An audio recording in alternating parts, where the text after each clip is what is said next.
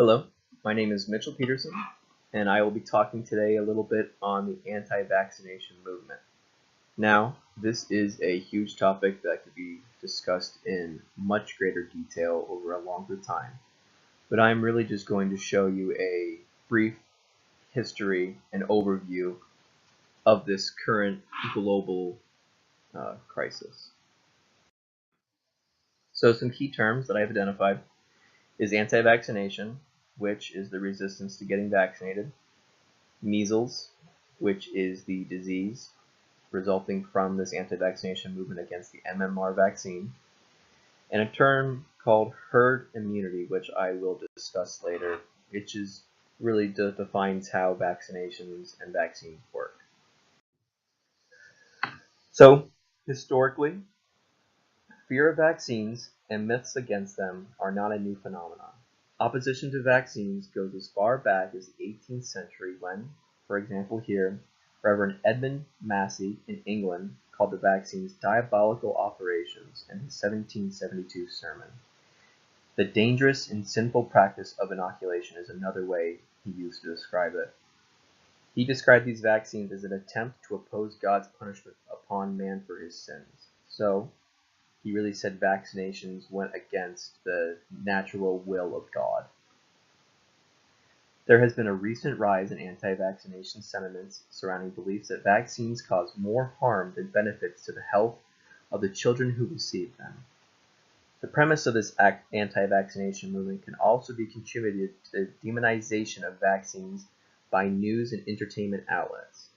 Voices, such as Jenny McCarthy, have proven to be influential, sweeping fear and distrust into parents' minds by parading them as autism experts. Social media and television talk shows such as Oprah Winfrey played a major contributing role in the miseducation by giving, false credentials to these campaign people. So as I stated here, just in the United States alone, Jenna McCarthy said that her son acquired autism due to vaccines. And Oprah Winfrey really, stood up and supported these anti-vaccination, quote-unquote, experts. So this led to the spread of false facts online, and we all know that globally we are highly connected with everyone, so this misinformation can really spread quickly. So next I'm going to move on to the extensive timeline throughout history, kind of describing a little more about this whole anti-vaccination movement. So some important historical dates. In 1763, France banned inoculations due to improper quarantines, which led to panic. So when signs and symptoms were first seen with vaccinations, they were not quarantined properly, which led to the spread to the non-vaccinated, which in turn made the mass public believe that the vaccinations were not safe. In 1853 England, mandatory vaccination for infants led to the resistance and the creation of an anti-vaccination league. So, when you're a parent and you are told what you must do to or for your child, this led to some parents saying, "You can't tell me what to do."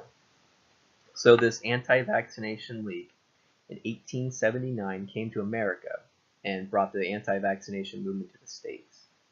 In 1902 in Massachusetts, a man was told that he must get a vaccination, to which he said, "You can't tell me what to do," pretty much. So then that was taken to court, and laws were created to protect the public from communicable diseases stemming from that. In 1955 in California, the polio vaccine accidentally contained a live virus and ended up infecting 40,000 people, which once again led to the questioning as to if vaccinations are safe or not. In 1974 in England, the DTP, or diphtheria, tetanus, and pertussis vaccine safety was questioned across Europe, Asia, and North America. In 1979 in Sweden, they suspended vaccinations against the whooping cough, once again because someone got vaccinated and ended up developing whooping cough, which led to the questioning of the vaccine. In 1998 in England, vaccination autism controversy really came to light during the MMR vaccine time, which in the medical field we know that the MMR vaccine is given to a child around the same time, coincidentally, that autism symptoms start to develop. I cannot recall what exact month that is, but there was a doctor who said that giving the MMR vaccine causes autism, which we know now is to be false. It's just coincidence that the time you're supposed to get this vaccination and the time that autism symptoms really start to arise is around the same time, but there is no correlation between the two. In 1998 in the United States, the green out vaccine movement started, which is saying we're not against vaccines, but you need to make them safer, because mercury was found to be inside some of these vaccines, and mercury is highly toxic to the human body. So more historical dates continue. In 2000, in the United States, there were no new cases of measles being transmitted, that is, globally. So anyone who was flying, going on cruise ships, coming into contact with people throughout the world, there was no new cases being seen anywhere.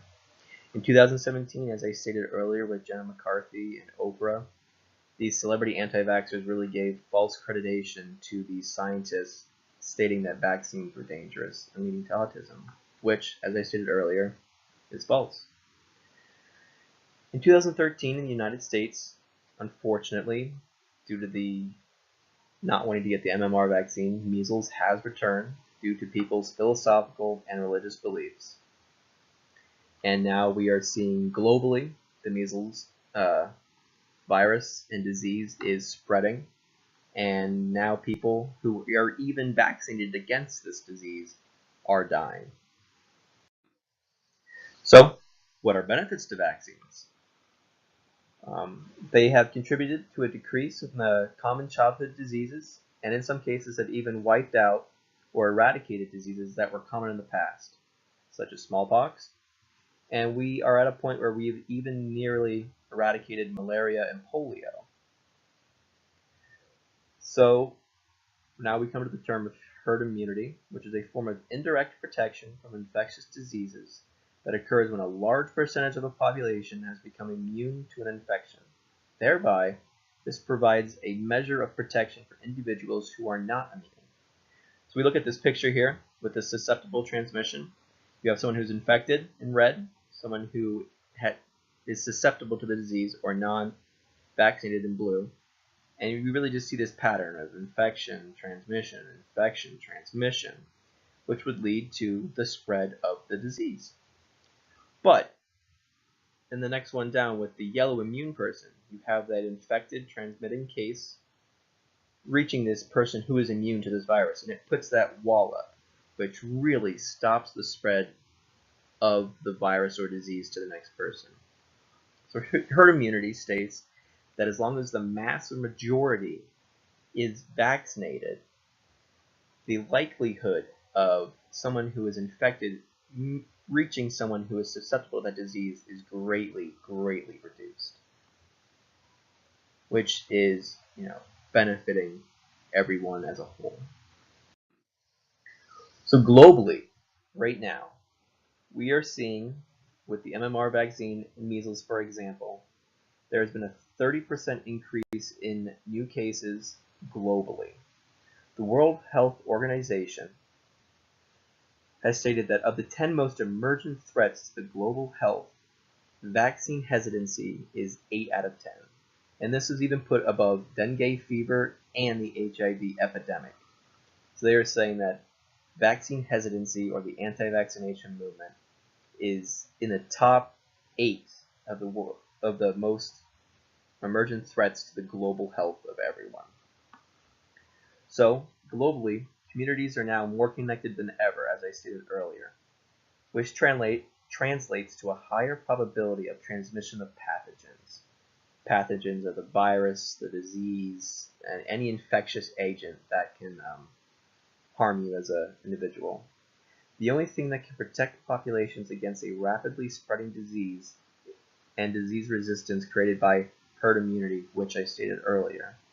When the majority are immune after the vaccinations, this will lead to a decrease in the new transmission infection rate. So vaccination rates of 96 to 99 are like the necessary amount of people that need to be immune to a disease to preserve this herd immunity term that I described earlier in a global sense to really protect everybody. So what is being done now? Better online education and statistical facts are being distributed online to try to convince people that what they're reading online stating that vaccinations are wrong is clearly not the truth. Additionally, there are laws banning the unvaccinated population from public schools and even public spaces globally. This is seen in the United States. There's no one law stating that every state has to follow this, but I know states as in New York and California are currently working to create laws to say, hey, if you're not vaccinated, you're not going to public schools, you're not going into certain restaurants, certain public spaces, because you are not putting everyone at risk just because of your personal beliefs. And this is also seen globally in Europe. They're also banning schools, and Italy is also following along the same lines. So this is just showing globally they have recognized that this anti-vaccination movement is dangerous and posing a threat to everyone, and is bringing once known diseases and viruses that were under control and even being eradicated back into the light, causing death on a global scale. So here's my reference page. And once again, I would just like to thank you for taking your time to listen to my presentation. And I hope you all have a great day. Thank you.